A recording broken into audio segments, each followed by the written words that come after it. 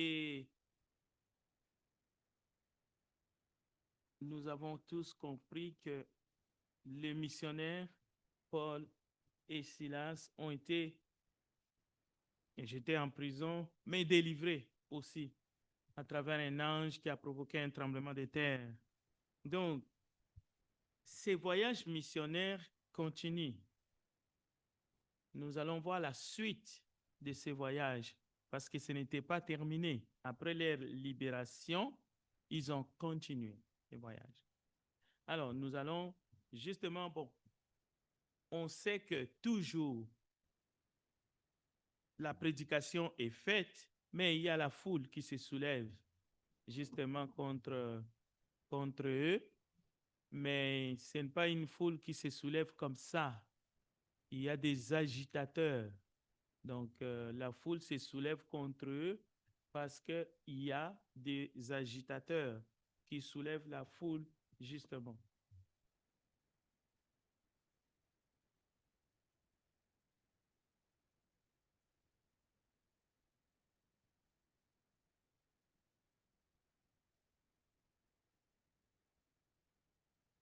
Là, ça marche. Alors, nous allons continuer. On va passer à la page suivante. Euh, nous sommes maintenant dans Actes chapitre 17. OK? Donc, cherchez dans votre Bible Actes chapitre 17.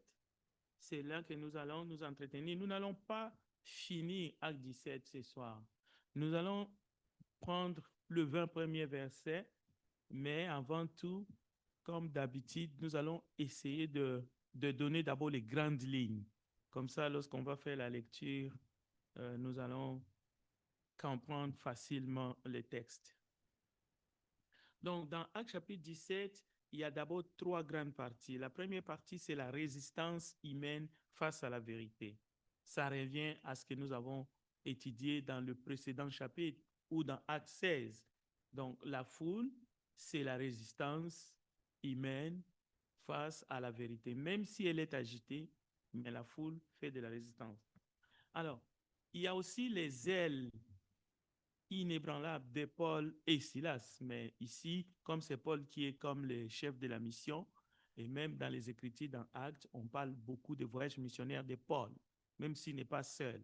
Ce n'est pas pour créer une hiérarchie ou une classe, différentes classes parmi les chrétiens, loin de là.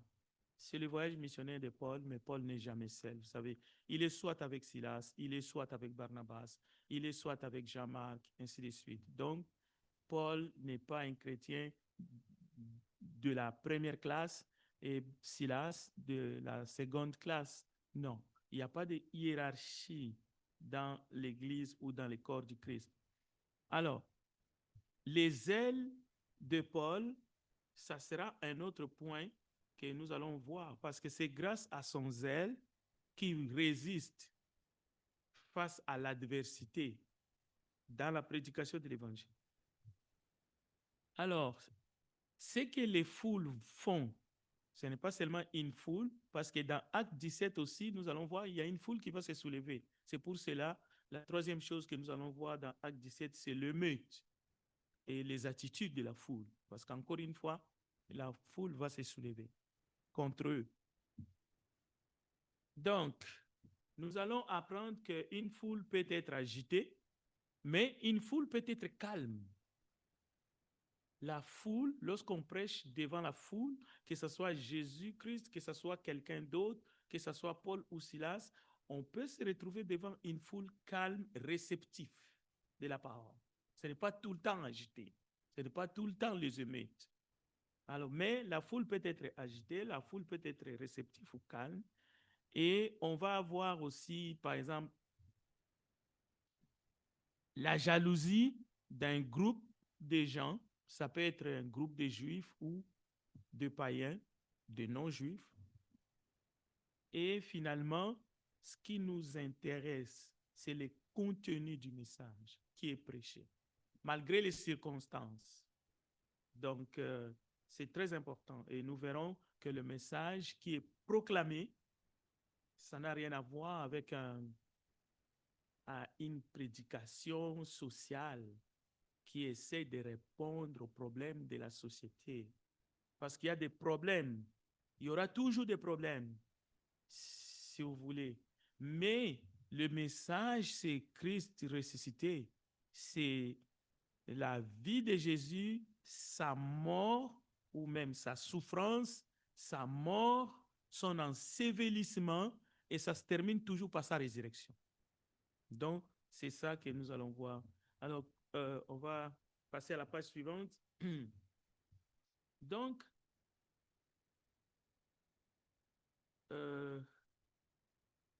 on va continuer. Acte 17. Voilà, Acte 17 est là. Bon, si vous prenez votre Bible dans Acte 17, nous allons lire les 11 premiers versets.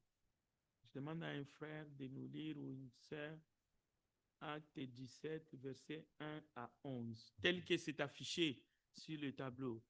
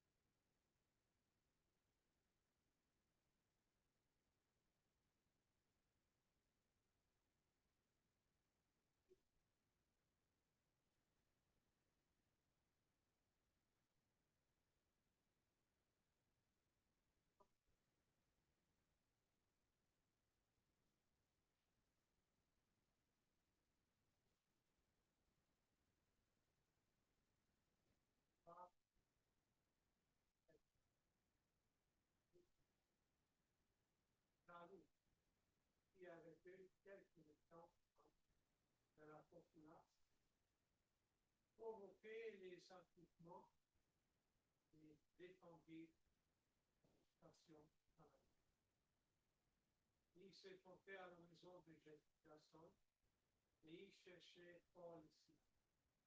Il les amenait quelque part. Ne les ayant pas trouvés, il imprimait Jason et quelques frères avant le magistrat de la ville, en criant ces gens qui ont bouleversé le monde sont aussi blessés. Et Jason a des ici. Il a insisté tout contre les critiques de César. Disons, il y a une autre voie, Jésus. Par ses paroles, il émut la foule et les magistrats. Il ne laissait aller Jason et les autres sont prêts à avoir tenu une portion. Aussitôt, les frères qui partirent de lui, Paul et Silas furent payés. Lorsqu'il fut arrivé, ils entraînaient dans la synagogue. Ces Juifs avaient des sentiments plus nobles que ceux de Thessalonique. Ils reçurent la parole avec beaucoup d'empressement et ils examinaient chaque jour les Écritures pour voir ce que leur faisait écouter. Merci, Frère Rico, pour la lecture. Nous allons maintenant essayer de voir quelques points importants dans cette étape.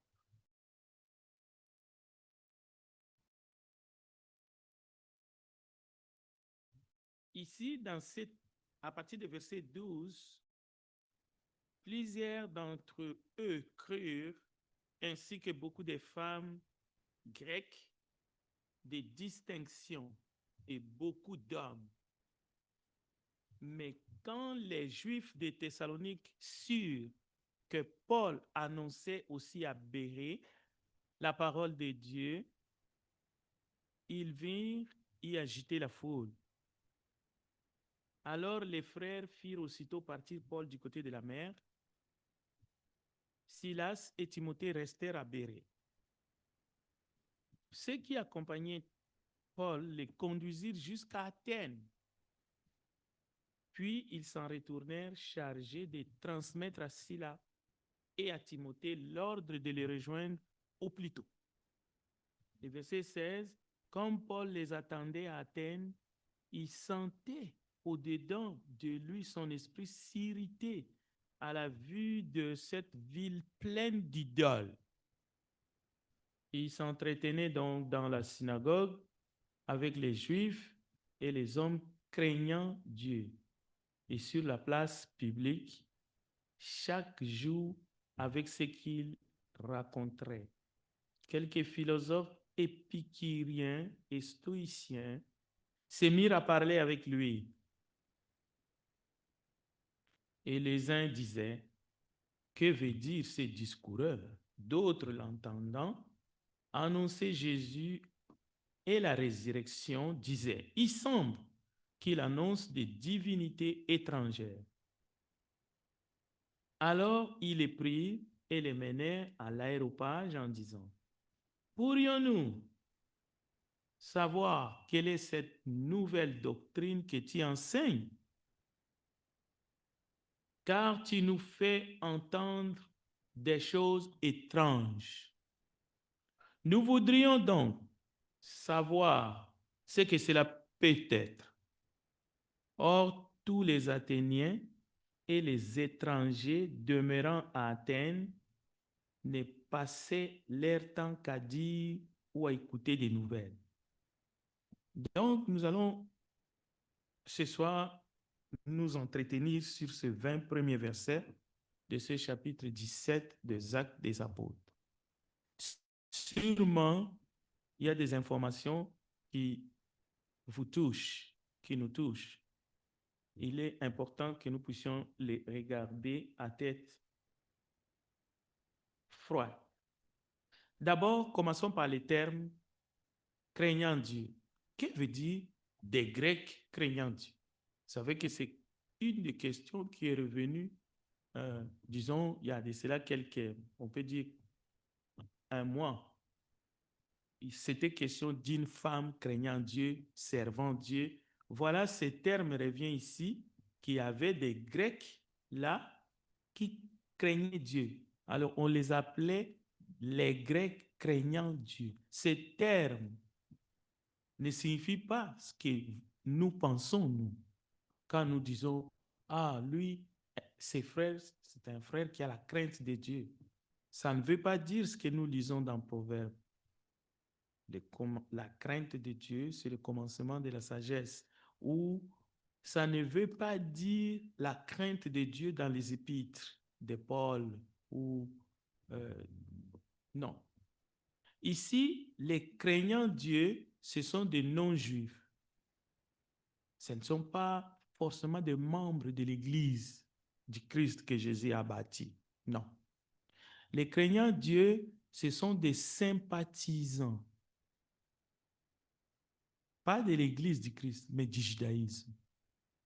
Parce que le judaïsme, c'est une religion au temps de Jésus. Jésus lui-même, on sait qu'il est venu au monde justement parmi ce peuple juif. Sa mère était juive. Mais le craignant Dieu ici, à l'époque du Second Temple, ce sont des non-juifs, des Grecs ou tout simplement des païens, mais sympathisants du judaïsme, de la religion juive, qui est le judaïsme. Alors, le monothéisme, c'est la religion juive croyant qu'il n'y a qu'un seul Dieu. C'est pour cela que cette religion est classée parmi une des religions monothéistes. Alors, les craignants Dieu fréquentaient les synagogues. Ils allaient dans les synagogues. Ils n'étaient pas juifs. Ils pouvaient lire, par exemple, les Écritures telles que ça se trouvait dans les synagogues. Ils pouvaient faire des lectures. Alors, ils ne respectaient pas la loi de Moïse au complet. Non. Par exemple, la circoncision, ce n'était pas leur affaire, parce qu'ils n'étaient pas juifs. Mais quand même, il y a des pratiques religieuses. Voilà. Par exemple, les sabbats.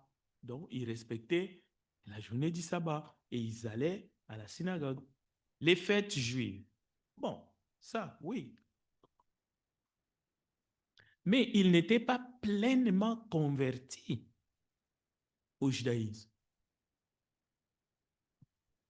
Il y avait qui pouvaient pratiquer, par exemple, Timothée qui avait un père qui n'était pas, qui était grec, sa mère. Quand on a voulu les circoncire, Timothée a accepté. Donc, il était comme 50-50. Donc, on les appelait aussi des sabbatisants. Comme ils respectaient les sabbats, donc on les appelait les sabbatisants ou craignant Dieu. Donc, leur engagement était partiel, c'est-à-dire pas total, partiel. Le judaïsme officiel le reconnaissait ce statut-là. Maintenant, lorsque la prédication de l'évangile arrivait là où il y avait les craignants Dieu, et ils se convertissaient facilement, ils devenaient les disciples de Jésus-Christ. Donc, c'est pour ça qu'on dit que c'est un terreau fertile. Donc, l'Église primitive, par la prédication, les craignants Dieu étaient facilement touchés et ils laissaient tomber leur adhésion partielle au judaïsme, ils devenaient chrétiens. Par contre, les juifs, les caciques, et ils trouvaient que le message que Paul, Silas amenaient, ils prenaient ça comme une menace. Ils ne se convertissaient pas, les juifs, vous savez, ils étaient hostiles. Mais les craignants Dieu se convertissent. Alors, nous avons quelques exemples de ces craignants Dieu que nous avons vus dans les Écritures. Corneille, craignant Dieu, et Lydie, par exemple. Et il y en avait bien d'autres. Alors, ici, on nous parle d'un groupe de Grecs craignant Dieu. Lorsqu'ils ont entendu, ils se sont convertis. Alors, nous allons avancer. La technique, on peut aller dans la page suivante. Merci. Mais il n'y avait pas que des craignants Dieu. Voici un autre terme qui vous frappe, que moi, ça a attiré mon attention. Il y avait des femmes de qualité. C'est une expression que nous retrouvons dans Actes chapitre 17. Mais ce n'est pas la seule fois que nous trouvons ce terme de femmes de qualité. Et parmi les femmes de qualité, vous savez bien, vous vous rappelez de Lydie, qui était une femme de distinction. Mais ici, dans Acte 17, on parle de femmes de qualité qui, eux aussi, en écoutant le message de Paul et Silas, et aussi, ils ont dit, ça c'est un message qui nous intéresse. Donc, femmes de qualité, ce sont des femmes influentes. Dans le sens, ce sont des femmes qui étaient respectées à l'époque, déjà, au 1er siècle. Ils faisaient souvent partie de l'élite, malgré le contexte. Le contexte ici, c'est le contexte du judaïsme. Parce que l'Église est à peine, la prédication commence à peine. Mais dans ce contexte-là, où les sabbatisants, des hommes craignant Dieu, ils sont très proches du judaïsme, mais il y avait aussi des femmes de qualité qui étaient proches du judaïsme. Et eux aussi, en écoutant la parole, ils ont commencé à s'intéresser au message que Paul et Silas amenaient. Et c'était l'évangile.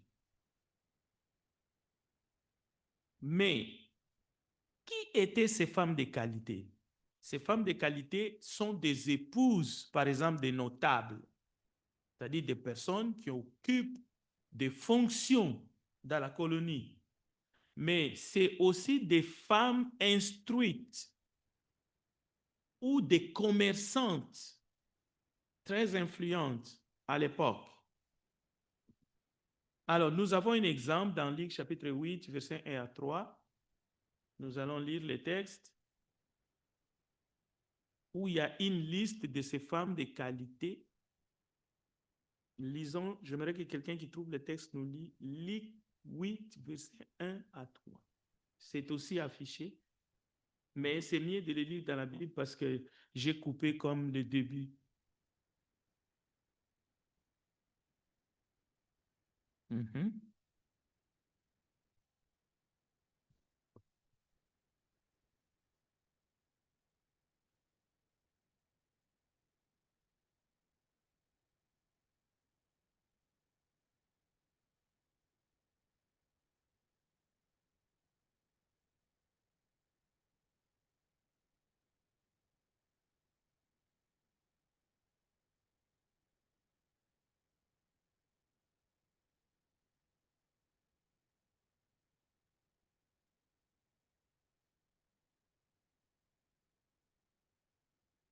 Très bien, merci, sœur Marlette.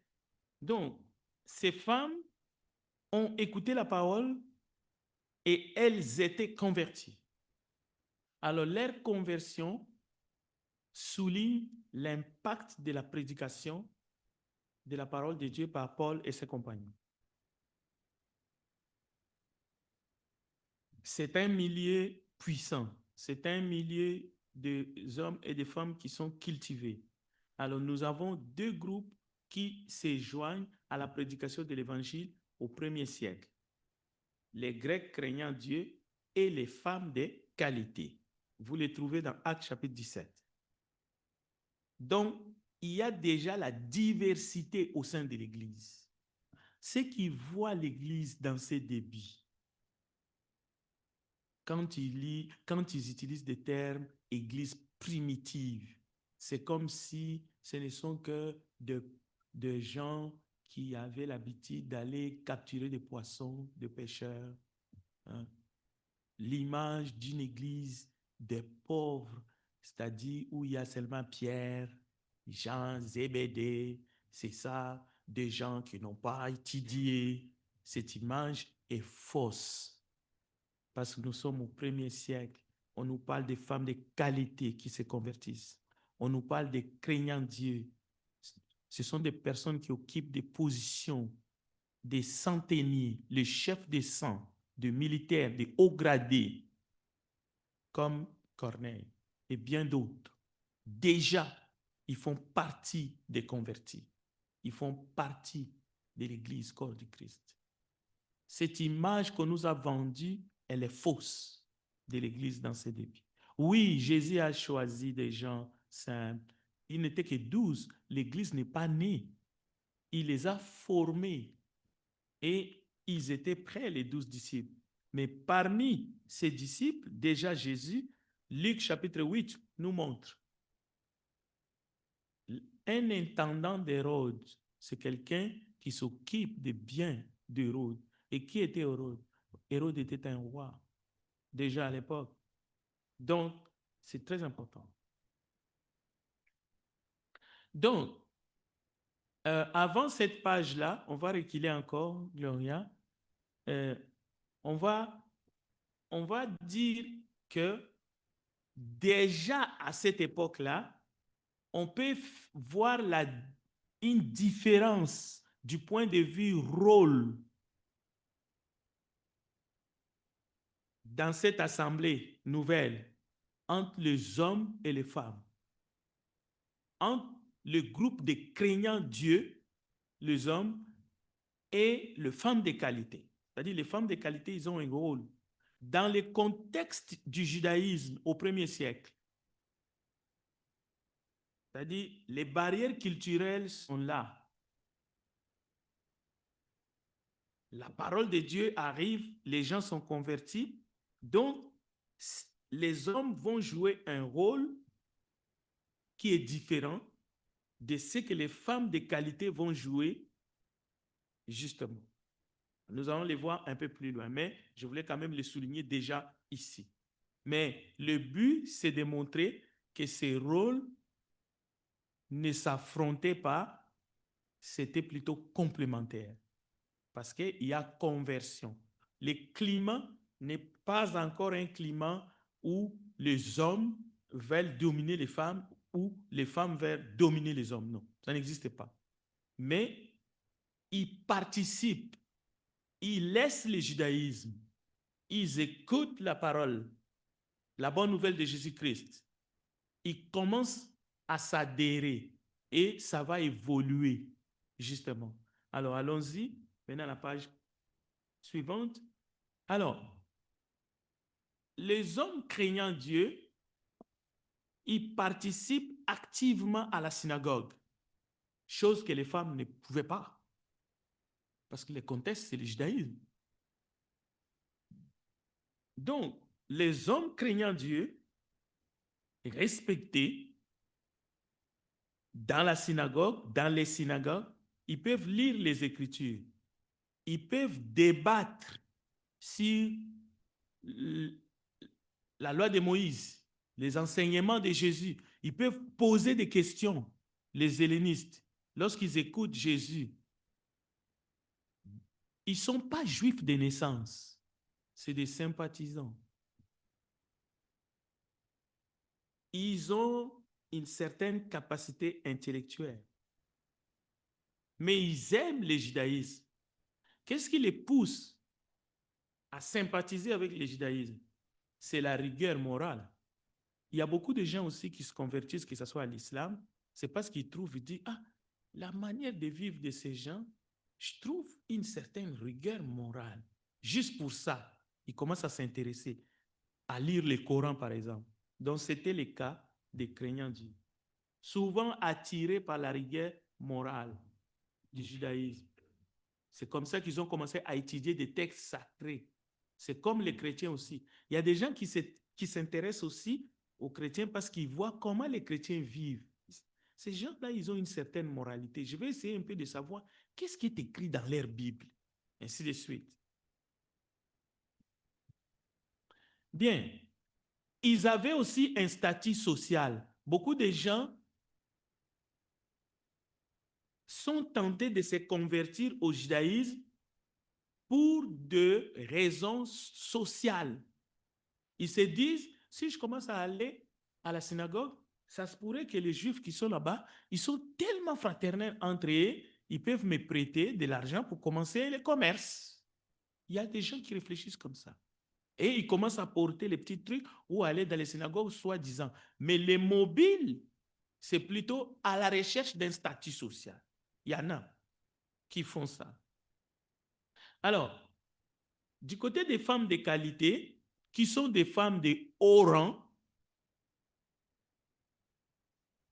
non seulement ils ont une influence dans la société dans laquelle ils vivaient, mais elles sont discrètes. N'oubliez pas, nous sommes au 1er siècle. Le contexte est juif. Ce n'est pas carrément là des féministes. Non, non, non. Parce que ça n'aurait pas fonctionné. C'est la parole de Dieu qui nous dit que ce sont des femmes de qualité, des femmes de distinction. Il y en a parmi eux qui sont des épouses des nobles. La femme d'Hérode, intendant d'Hérode. Quand vous écoutez Suzanne, oui, Suzanne est là avec ses biens, elle suit Jésus, mais c'est une femme discrète. Mais son influence est réelle. Ce n'est pas des femmes effacées dans le sens que bouche fermée, elles disent rien. Non, non, non, non, non. Ce n'est pas les femmes qui sont bonnes à la cuisine. Non. Ce n'est pas ça. Ce n'est pas ça du tout. Donc, elles sont exclues de fonctions religieuses à l'époque, officiellement. Mais elles jouent un rôle dans la diffusion des idées et dans l'accueil des missionnaires, par exemple. L'hospitalité, nous avons vu l'exemple de Lydie. Donc, des Phoébé. Cela veut dire que dans le Nouveau Testament, elles ouvrent leurs maisons, elles accueillent les ministres, et puis elles leur donnent l'hospitalité. Elles ont un mot à dire. Alors, leur conversion, ça a apporté du renouveau dans l'Église auprès des apôtres. Ça a redonné la vie au ministère de la prédication de l'Évangile. Ces femmes de qualité, ces femmes. Ça va créer maintenant la jalousie auprès des chefs juifs. Donc, leur leadership est réel, mais indirect. C'est pour cela le débat, oh, est-ce qu'une femme peut enseigner? Tout ça là, c'est déjà à l'époque. Leur influence est réelle, mais indirecte. C'est-à-dire, elles jouent un rôle. Elles peuvent enseigner. Regardez seulement la mère de Timothée ou la grand-mère de Timothée. Son leadership est incontestable. La preuve, regardez, Timothée est en train de suivre maintenant Paul. Il est dans les champs. Pourquoi? Parce que Timothée a été préparé. Parce que Timothée a été enseigné. C'est quoi le débat? Est-ce que la femme peut enseigner, elle ne peut pas enseigner? Mais Timothée a été enseigné, c'est par sa grand-mère et par sa mère. Donc, non seulement la femme peut enseigner, pas seulement dans la famille, mais elle peut guider, même en dehors de la famille, elle peut enseigner pour que les gens ne puissent pas suivre, si vous voulez, la mauvaise voie. Déjà au premier siècle. Alors, si on comprend ces étapes ici, aujourd'hui, nous pouvons comprendre beaucoup mieux encore le rôle, la place, l'influence. On ne peut pas tenir des discours, par exemple, oh non, les femmes sont exclues ou les femmes sont méprisées. Non, ça, c'est l'incompréhension, mais totale. Parce qu'ici, nous sommes au premier siècle. Nous ne pouvons pas faire mieux qu'au premier siècle. Mais nous ne pouvons pas non plus changer tout dans l'Église aujourd'hui. Alors, les hommes jouaient un rôle plus public sur le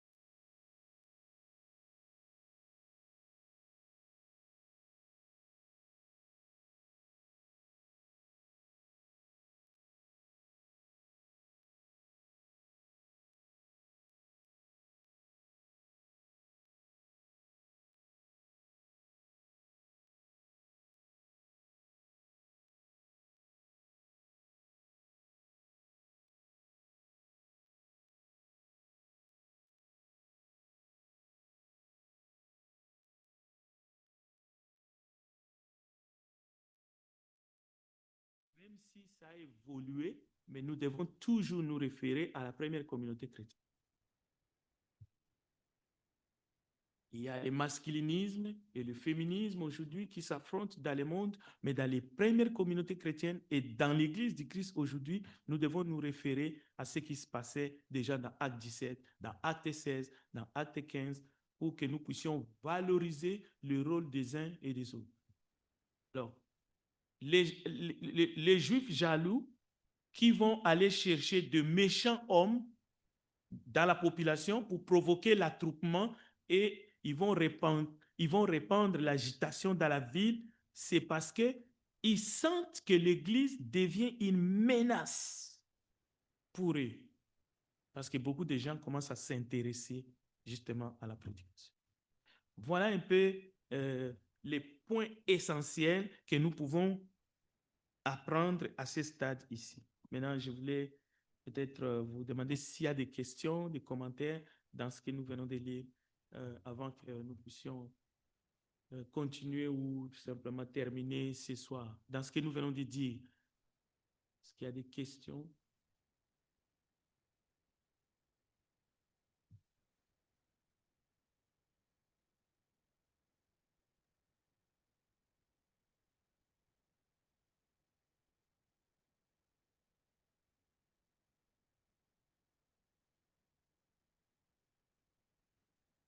Est-ce que vous, vous pouvez être à mesure de peut-être de répondre aux questions touchant le rôle de la femme dans l'Église aujourd'hui à la lumière de ce que nous venons de voir ou d'attendre? Parce qu'aujourd'hui encore, je ne parle pas de ce qui se passe dans le monde, mais en tout cas dans l'Église, par rapport au rôle des hommes. On peut utiliser même le terme craignant Dieu et des femmes de qualité, mais dans le corps du Christ. Est-ce que ce rôle se confronte ou ce rôle se complète? Ce serait un bon sujet d'échange, de discussion ou de débat, si vous voulez. Parce que ce que le monde veut, c'est qu'il y ait affrontement. Les questions tournent toujours tout autour. C'est qui est le chef ou c'est qui est inférieur et puis qui est supérieur. Ce que nous ne voyons pas dans les premières communautés, malgré qu'il y avait vraiment il y avait beaucoup de conventions sociales. Parce qu'à cette époque, les disciples vont dans les synagogues, même ces femmes vont dans les synagogues, mais l'évangile est prêché. C'était vraiment, disons, les diables pouvaient vraiment manipuler les uns comme les autres. Mais l'évangile n'a pas créé une sorte de conflit ou une sorte de combat d'égalité déjà au 1er siècle. Alors pourquoi ce serait le cas au 21e siècle? Donc ça n'a aucun sens. Alors on peut seulement regarder la page suivante. On ne va pas aller plus loin parce qu'il nous reste quelques minutes. Bon, pourquoi les Juifs sont jaloux? On peut se poser cette question. Et voilà. On sait très bien que les Juifs sont jaloux, comme je l'ai dit, c'est parce que ils ont peur de perdre leur autorité religieuse. Alors que Paul, Silas ne venaient pas parce qu'ils avaient besoin de prendre leur place. Alors, les méchants dans la population, ou les méchants hommes de la population qui sont venus créer l'attroupement, et là encore, ce n'est pas des chrétiens, ce n'est pas des juifs non plus. C'est des non-juifs, ce n'est pas des chrétiens, mais c'est des gens de la population. On les appelait aussi des gens, des personnes ou des gens de mauvaise réputation.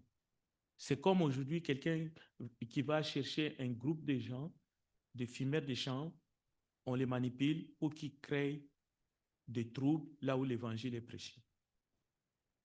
On les instrumentalise, au fait. Donc, ils ne sont pas juifs. Bien.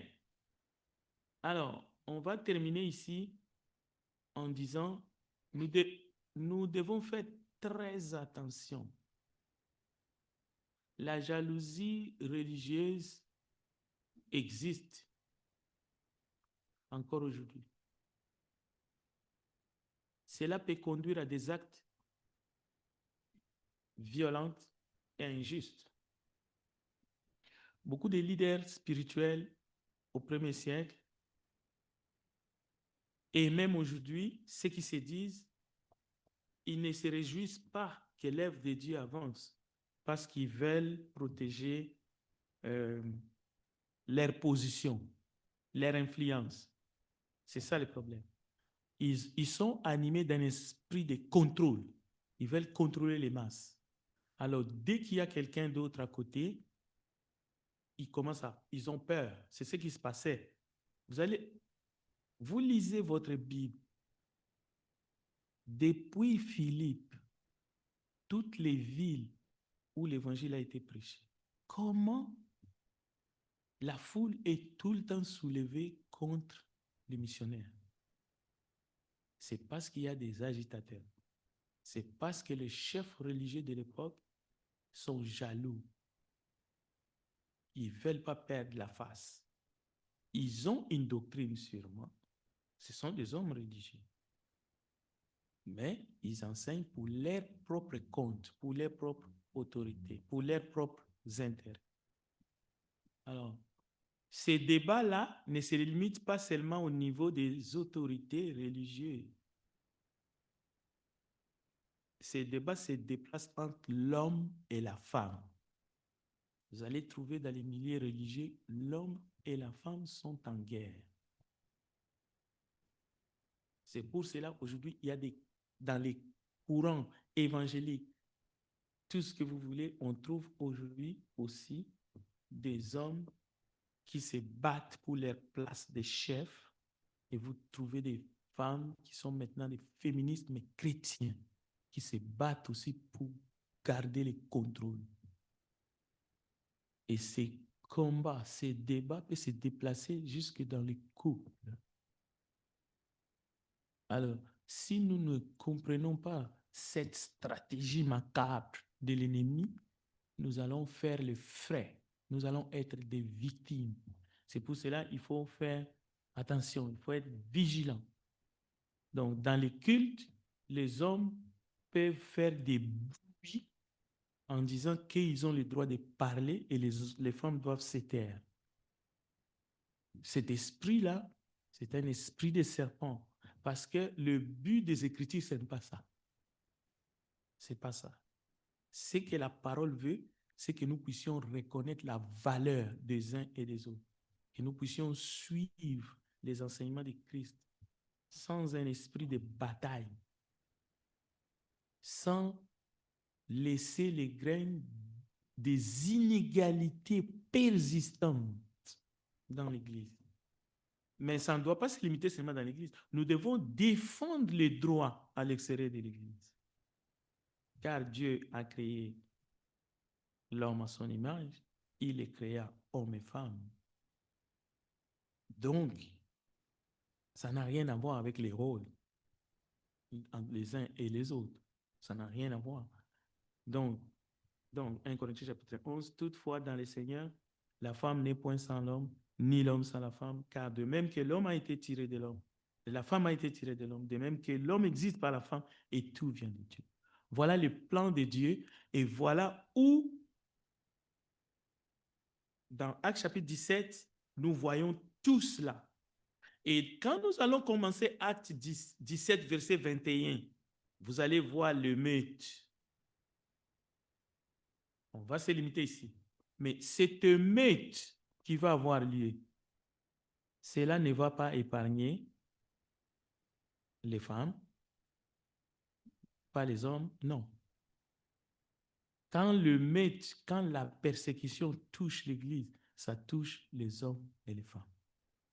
Je vous remercie de m'avoir entendu. On va se limiter ici. Oui.